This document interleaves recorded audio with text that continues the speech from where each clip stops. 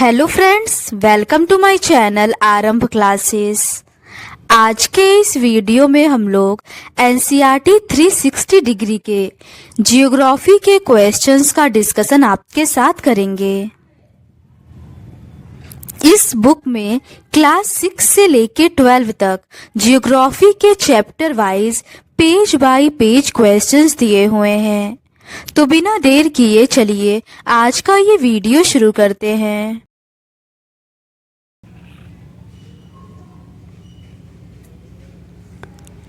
आगे के प्रश्न चैप्टर 4 जलवायु से रिलेटेड हैं। पहला प्रश्न है, मानसून शब्द की व्युत्पत्ति किस शब्द से हुई है? इसका सही आंसर है ऑप्शन बी, अरबी। मानसून शब्द की व्युत्पत्ति अरबी शब्द मौसीम से हुई है, जिसका शाब्दिक अर्थ है मौसम। मानसून का अर्थ एक वर्ष के दौरान वायु की दिशा में ऋतु के अनुसार परिवर्तन है। अगला प्रश्न है, भारत की जलवायु को क्या कहा जाता है? इसका सही आंसर है ऑप्शन सी, मानसून। भारत की जलवायु को मानसूनी जलवायु कहा जाता है। एशिया में इस प्रकार की जलवायु मुख्यतः दक्षिण तथा दक्षिण पूर्व में पाई जाती है।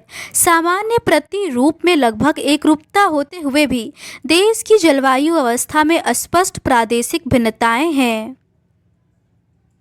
अगला प्रश्न है, मानसून जलवायु एशिया में किस क्षेत्र में पाई जाती है? इसका सही आंसर है ऑप्शन सी, उपर्युक्त में से दोनों, दक्षिण और दक्षिण पूर्व में।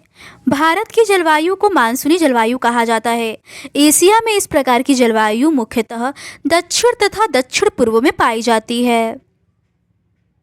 अगला प्रश्न है, तमिलनाडु तट पर अधिकतर वर्षा किस माह में होती है?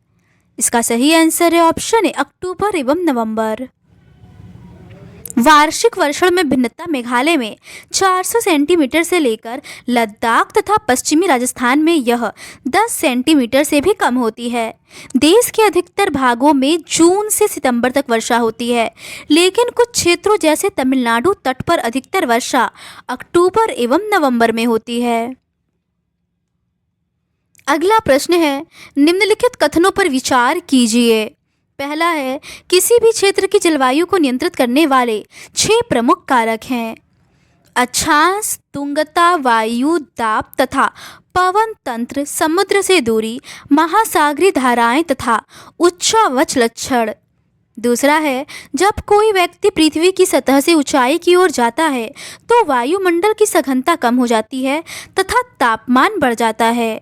उपर्युक्त में से कौन सा कथन सत्य है? इसका सही आंसर है ऑप्शन बी, केवल पहला कथन सही है। किसी भी क्षेत्र की जलवायु को नियंत्रित करने वाले 6 प्रमुख कारक हैं। अक्षांश, ऊंचाई, वायु दाब एवं पवन तंत्र, समुद्र से दूरी, महासागरीय धाराएं तथा उच्चावच लक्षण। पृथ्वी के गोलाई के कारण इसे प्राप्त सौर ऊर्जा की मात्रा अक्षांशों के अनुसार अलग अलग होती है। इसके परिणाम स्वरूप तापमान विषुवत वृत्त से ध्रुवों की ओर सामान्यतः घटता जाता है। जब कोई व्यक्ति पृथ्वी की सतह से ऊंचाई की ओर जाता है तो वायुमंडल की सघनता कम हो जाती है तथा तापमान घट जाता है। इसीलिए पहाड़ियां गर्मी के मौसम में ठंडी होती है। अगला प्रश्न है, किसी भी क्षेत्र का वायु दाब एवं पवन तंत्र किस पर निर्भर करता है? इसका सही आंसर है ऑप्शन ए, स्थान का अक्षांश और ऊंचाई।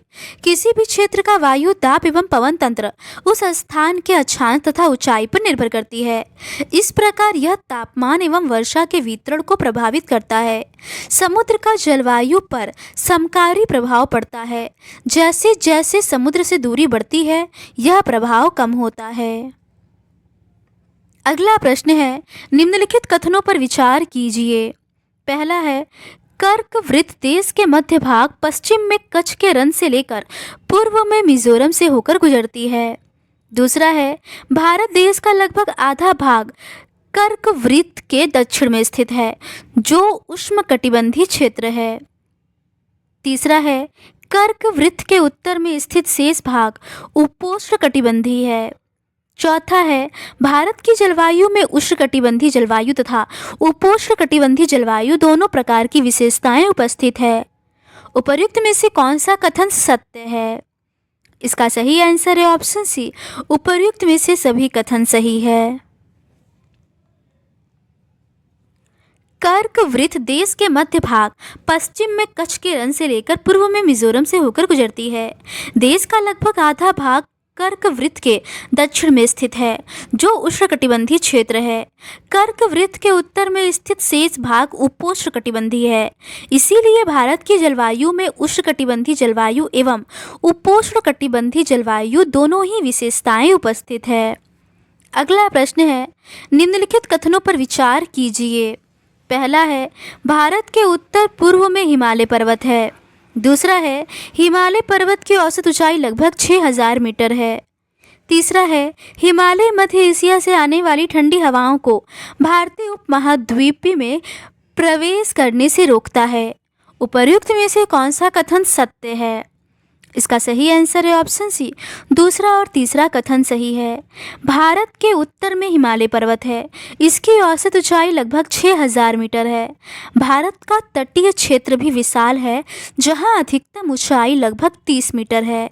हिमालय मध्य एशिया से आने वाली ठंडी हवाओं को भारतीय उपमहाद्वीप में प्रवेश करने से रोकता है। इन्हीं पर्वतों के कारण इस क्षेत्र में मध्य एशिया की तुलना में ठंड कम पड़ती है। अगला प्रश्न है, कोरियोलिस बल संबंधित है। इसका सही आंसर है ऑप्शन बी, पृथ्वी का घूर्णन। कोरियोलिस बल पृथ्वी के घूर्णन के कारण उत्पन्न आभासी बल को कहते हैं। इस बल के कारण पवनें उत्तरी गोलार्ध में दाहिनी ओर तथा दक्षिणी गोलार्ध में बाईं ओर विक्षेपित हो जाती हैं। इसे फेरेल का नियम भी कहा जाता है। अगला प्रश्न है, भारत में मुख्यतः कितने प्रकार की ऋतुएं होती हैं? इसका सही आंसर है ऑप्शन डी, 4 प्रकार की। भारत में मुख्यतः 4 ऋतुओं को पहचाना जा सकता है। शीत ऋतु, ग्रीष्म ऋतु, कुछ क्षेत्रीय विविधताओं के साथ मानसून के आगमन तथा वापसी का काल। अगला प्रश्न है, उत्तरी भारत में शीत ऋतु कब से कब तक रहती है? इसका सही आंसर है ऑप्शन बी, नवंबर से फरवरी तक। उत्तरी भारत में शीत ऋतु मध्य नवंबर से आरंभ होकर फरवरी तक रहती है। भारत के उत्तरी भाग में दिसंबर एवं जनवरी सबसे ठंडे महीने होते हैं। तापमान दक्षिण से उत्तर की ओर बढ़ने पर घटता जाता है। पूर्वी तट पर चेन्नई का औसत तापमान 24 डिग्री सेल्सियस से 25 डिग्री सेल्सियस के बीच होता है, जबकि उत्तरी मैदान में यह 10 डिग्री सेल्सियस से 15 डिग्री सेल्सियस के बीच होता है। अगला प्रश्न है, निम्नलिखित में से कौन सा विकल्प भारत में ठंडे मौसम की विशेषता दर्शाता है? इसका सही आंसर है ऑप्शन ए, गर्म दिन और ठंडी रातें। उत्तरी भारत में शीत ऋतु मध्य नवंबर से आरंभ होकर फरवरी तक रहती है। भारत के उत्तरी भाग में दिसंबर एवं जनवरी सबसे ठंडे महीने होते हैं। तापमान दक्षिण से उत्तर की ओर बढ़ने पर घटता जाता है। पूर्वी तट पर चेन्नई का औसत तापमान 24 डिग्री सेल्सियस से 25 डिग्री सेल्सियस के बीच होता है, जबकि उत्तरी मैदान में यह 10 डिग्री सेल्सियस से 15 डिग्री सेल्सियस के बीच होता है। गर्म दिन तथा रातें ठंडी होती हैं। उत्तर में तुषारपात सामान्य है तथा हिमालय के ऊपरी ढालों पर हिमपात होता है।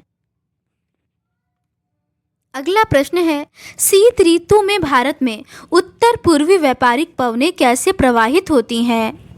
इसका सही आंसर है ऑप्शन बी, स्थल से समुद्र की ओर। शीत ऋतु में देश में उत्तर पूर्वी व्यापारिक पवनें प्रवाहित होती हैं। ये स्थल से समुद्र की ओर बहती हैं तथा इसलिए देश के अधिकतर भाग में शुष्क मौसम होता है। इन पवनों के कारण कुछ मात्रा में वर्षा तमिलनाडु के तट पर होती है, क्योंकि वहाँ ये पवनें समुद्र से स्थल की ओर बहती हैं। अगला प्रश्न है, शीत ऋतु के संदर्भ में निम्नलिखित कथनों पर विचार कीजिए।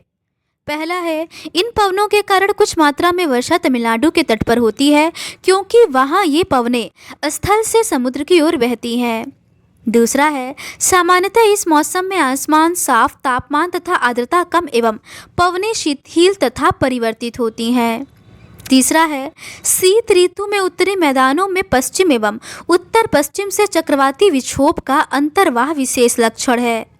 उपर्युक्त में से कौन सा कथन सत्य है? इसका सही आंसर है ऑप्शन सी, केवल दूसरा और तीसरा कथन सही है। सामान्यतः इस मौसम में आसमान साफ, तापमान तथा आर्द्रता कम एवं पवनें शिथिल तथा परिवर्तित होती हैं। शीत ऋतु में उत्तरी मैदानों में पश्चिम तथा उत्तर पश्चिम से चक्रवाती विक्षोभ का अंतर्वाह विशेष लक्षण है। अगला प्रश्न है, शीत ऋतु भारत में कैसे प्रवेश करती है? इसका सही आंसर है ऑप्शन डी, पश्चिमी पवनों।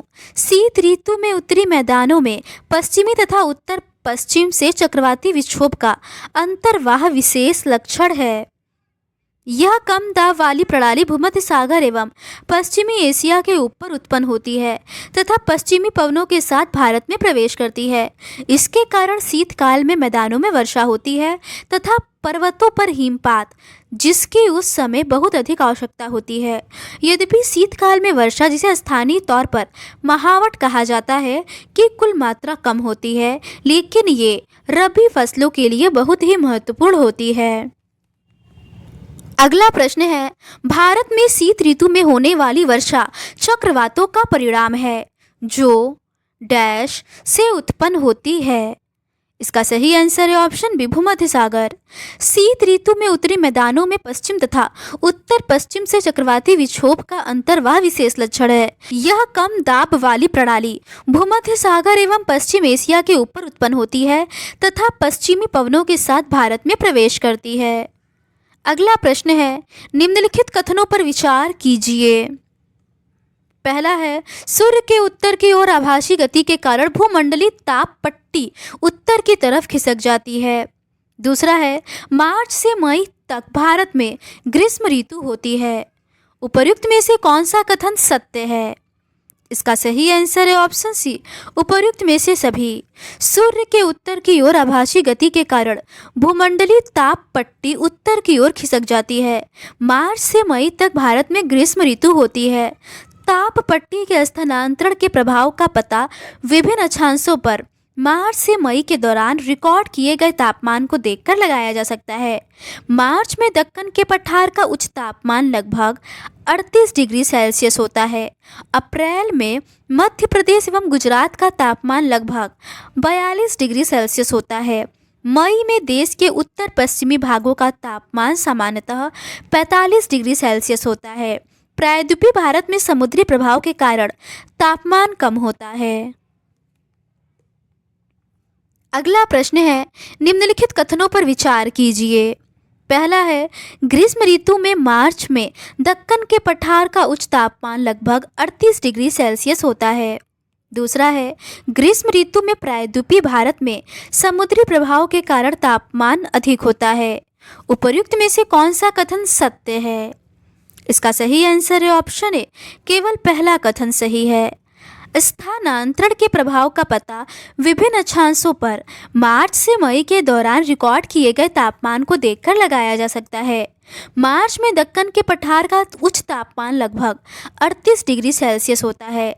अप्रैल में मध्य प्रदेश एवं गुजरात का तापमान लगभग 42 डिग्री सेल्सियस होता है। मई में देश के उत्तर पश्चिमी भागों का तापमान लगभग 45 डिग्री सेल्सियस होता है।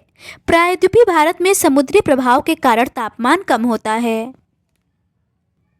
अगला प्रश्न है, भारत के उत्तरी भाग में तापमान में वृद्धि तथा दाब में कमी कब होती है? इसका सही आंसर है ऑप्शन बी, ग्रीष्म काल में। देश के उत्तरी भाग में ग्रीष्म काल में तापमान में वृद्धि होती है तथा वायु दाब में कमी आती है। मई के अंत में उत्तर पश्चिम में थार के रेगिस्तान से लेकर पूर्व एवं दक्षिण पश्चिम में पटना तथा छोटा नागपुर पठार तक एक कम दाब का लंबवत क्षेत्र उत्पन्न होता है। पवन का परिसंचरण इस गर्त के चारों ओर प्रारंभ होता है।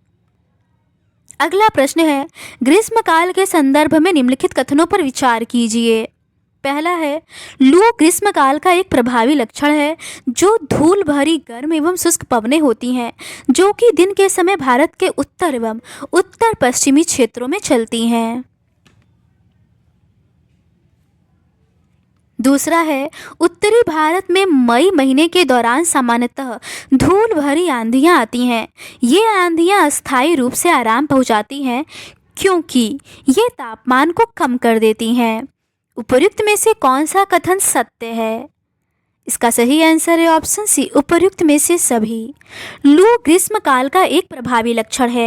ये धूल भरी गर्म एवं शुष्क पवनें होती हैं जो कि दिन के समय भारत के उत्तर एवं उत्तर पश्चिमी क्षेत्रों में चलती हैं। कभी कभी ये देर शाम तक जारी रहती हैं।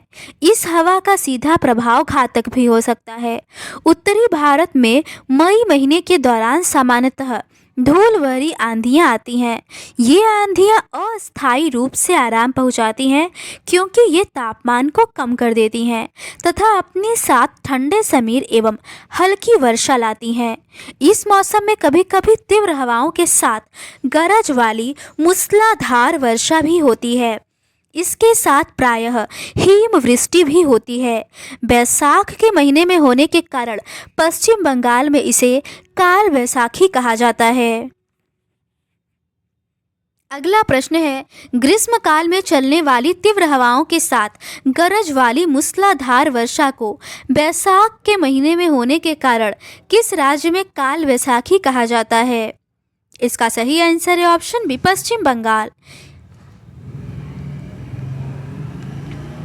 बैसाख के महीने में होने के कारण पश्चिम बंगाल में इसे काल बैसाखी कहा जाता है। अगला प्रश्न है, किस राज्य में ग्रीष्म ऋतु में होने वाली वर्षा को आम्र वर्षा भी कहा जाता है? इसका सही आंसर है ऑप्शन सी, उपर्युक्त में सभी। कर्नाटक और केरल। ग्रीष्म ऋतु के अंत में कर्नाटक एवं केरल में प्रायः पूर्व मानसूनी वर्षा होती है। इसके कारण आम जल्दी पक जाते हैं तथा प्रायः इसे आम्र वर्षा भी कहा जाता है। अगला प्रश्न है, उत्तरी मैदान में निम्न दाब की अवस्था कब तीव्र हो जाती है? इसका सही आंसर है ऑप्शन ए, जून। जून के प्रारंभ में उत्तरी मैदानों में निम्न दाब की अवस्था तीव्र हो जाती है। यह दक्षिणी गोलार्ध की व्यापारिक पवनों को आकर्षित करता है। ये दक्षिण पूर्व व्यापारिक पवनें दक्षिणी समुद्रों के उपोष्णकटिबंधीय क्षेत्रों में उत्पन्न होता है। चूँकि ये पवनें गर्म महासागरों के ऊपर से होकर गुजरती हैं, इसीलिए ये अपने साथ इस महाद्वीप में बहुत अधिक मात्रा में नमी लाती हैं। अगला प्रश्न है, वर्षा ऋतु के संदर्भ में निम्नलिखित कथनों पर विचार कीजिए। पहला है, जुलाई के प्रारंभ में उत्तरी मैदान में निम्न दाब की अवस्था तीव्र हो जाती है। दूसरा है, दक्षिण पूर्व व्यापारिक पवनें दक्षिणी समुद्रों के उपोष्णकटिबंधीय क्षेत्रों में उत्पन्न होती हैं। तीसरा है, दक्षिण पश्चिम मानसून का भारत में अंतर्वाह यहाँ के मौसम को पूरी तरह परिवर्तित कर देता है। उपर्युक्त में से कौन सा कथन सत्य है? इसका सही आंसर है ऑप्शन बी, दूसरा और तीसरा कथन सत्य है। जून के प्रारंभ में उत्तरी मैदानों में निम्न दाब की अवस्था तीव्र हो जाती है। यह दक्षिणी गोलार्ध की व्यापारिक पवनों को आकर्षित करती है। ये दक्षिण पूर्व व्यापारिक पवनें दक्षिणी समुद्रों के उपोष्णकटिबंधीय क्षेत्रों में उत्पन्न होती है। चूँकि ये पवनें गर्म महासागरों के ऊपर से होकर गुजरती है, दक्षिण पश्चिम मानसून का भारत में अंतर्वाह यहाँ के मौसम को पूरी तरह परिवर्तित कर देता है। मौसम के प्रारंभ में पश्चिम घाट के पवनमुखी भागों में भारी वर्षा होती है। अगला प्रश्न है, वर्षा ऋतु के संदर्भ में निम्नलिखित कथनों पर विचार कीजिए। पहला है, खासी पहाड़ी के दक्षिणी श्रृंखलाओं में स्थित मासिन राम विश्व में सबसे अधिक औसत वर्षा प्राप्त करता है। दूसरा है, गंगा की घाटी में पूर्व से पश्चिम की ओर वर्षा की मात्रा बढ़ती जाती है। तीसरा है, राजस्थान एवं गुजरात के कुछ भागों में बहुत ज़्यादा वर्षा होती है। उपर्युक्त में से कौन सा कथन असत्य है? इसका सही आंसर है ऑप्शन सी, दूसरा और तीसरा कथन। अधिकतर वर्षा देश के उत्तर पूर्वी भागों में होती है। खासी पहाड़ी के दक्षिणी श्रृंखलाओं में स्थित मासिन राम विश्व में सबसे अधिक औसत वर्षा प्राप्त करता है। गंगा की घाटी में पूर्व से पश्चिम की ओर वर्षा की मात्रा घटती जाती है। राजस्थान एवं गुजरात के कुछ भागों में बहुत कम वर्षा होती है। अगला प्रश्न है, निम्नलिखित कथनों पर विचार कीजिए। पहला है, अक्टूबर एवं नवंबर का महीना गर्म वर्षा ऋतु से शीत ऋतु में परिवर्तन का काल होता है। दूसरा है, मानसून की वापसी होने से आसमान साफ एवं तापमान में कमी हो जाती है। तीसरा है दिन का तापमान उच्च होता है जबकि रातें ठंडी एवं सुहावनी होती हैं। उपर्युक्त में से कौन सा कथन असत्य है? इसका सही आंसर है ऑप्शन बी, केवल दूसरा कथन असत्य है। अक्टूबर एवं नवंबर का महीना गर्म वर्षा ऋतु से शीत ऋतु में परिवर्तन का काल होता है। मानसून की वापसी होने से आसमान साफ एवं तापमान में वृद्धि हो जाती है। दिन का तापमान उच्च होता है जबकि रातें ठंडी तथा सुहावनी होती है।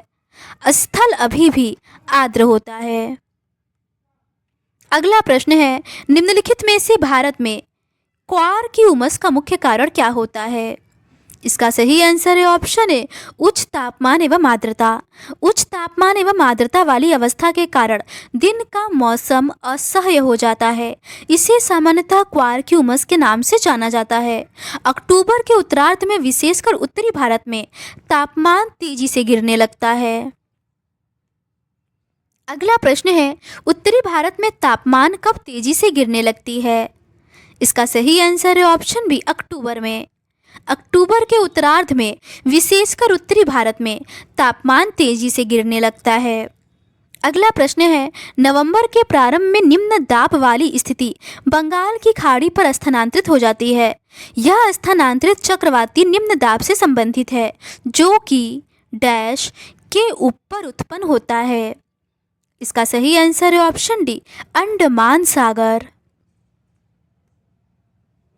नवंबर के प्रारंभ में उत्तर पश्चिम भारत के ऊपर निम्न दाब वाली अवस्था बंगाल की खाड़ी पर स्थानांतरित हो जाती है।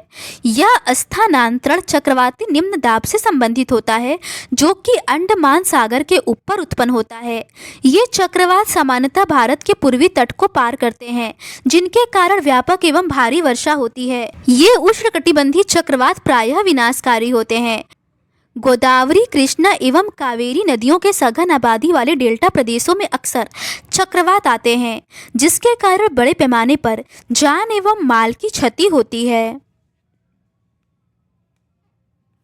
अगला प्रश्न है, निम्नलिखित कथनों पर विचार कीजिए। पहला है, दक्षिणी पठार के आंतरिक भागों एवं सह्याद्री के पूर्व में भी वर्षा मात्रा समान रूप से कम होती है। दूसरा है, जम्मू कश्मीर के लेह में भी वर्षा की मात्रा काफ़ी ज़्यादा होती है। उपर्युक्त में से कौन सा कथन असत्य है? इसका सही आंसर है ऑप्शन बी, केवल दूसरा कथन। पश्चिमी तट के भागों एवं उत्तर पूर्वी भारत में लगभग 400 सेंटीमीटर वार्षिक वर्षा होती है, किंतु पश्चिमी राजस्थान एवं इससे सटे पंजाब, हरियाणा एवं गुजरात के भागों में 60 सेंटीमीटर से भी कम वर्षा होती है। दक्षिणी पठार के आंतरिक भागों एवं सह्याद्री के पूर्व में भी वर्षा की मात्रा समान रूप से कम होती है। जम्मू कश्मीर के लेह में भी वर्षा की मात्रा काफ़ी कम होती है। देश के शेष हिस्से में वर्षा की मात्रा मध्यम रहती है। हिमपात हिमालयी क्षेत्रों तक ही सीमित होता है। अगला प्रश्न है, ठंडी पवनों से भारतीय उपमहाद्वीप की रक्षा कौन करता है? इसका सही आंसर है ऑप्शन सी, हिमालय। हिमालय अत्यंत ठंडी पवनों से भारतीय उपमहाद्वीप की रक्षा करता है। इसके कारण अपेक्षाकृत उच्च अक्षांशों के बावजूद उत्तरी भारत में निरंतर उच्च तापमान बना रहता है। इसी प्रकार प्रायद्वीपीय पठार में तीन ओर से समुद्र के प्रभाव के कारण न तो अधिक गर्म पड़ती है और न ही अधिक सर्दी।